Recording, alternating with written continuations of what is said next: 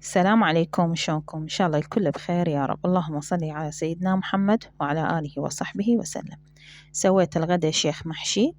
عندي هنا الباذنجان مغسول ومحفور منظف. راح أبدي أقلبه. وهنا أنا عندي اللحم والتمن مغسول ومنقع، وراح أبدي أقلب الباذنجان. خليت الباذنجان بالزيت، الزيت يكون حامي بس شوية يذبل عندي أطلعه.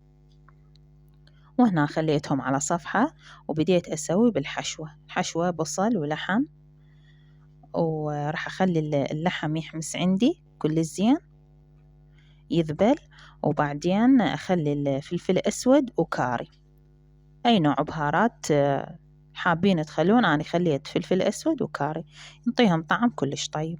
وهنا الحشوة مال الباذنجان ثرمت ناعم وخليته على اللحم، وخليت التمن راح أحمسهم. الحشوة تحمس عندي كل الزين، وبعدين أخلي الكرفس عليهم.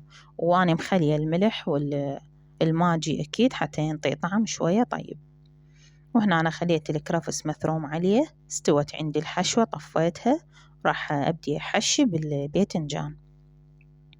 حشيت الباذنجان هنا، راح أخليته على الطباخ، وراح أخلط له معجون، مي ومعجون وملح وشوية دبس رمان وأخليه عليهم. وهنا استوى الغدانة، وهذا كان الشيخ محشي. شوفوا شكله يجنن وطعمه كلش طيب.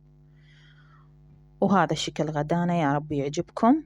واللي يشاهد الفيديو يخلينا لايك ويشترك بالقناة، واني ممنونة منكم.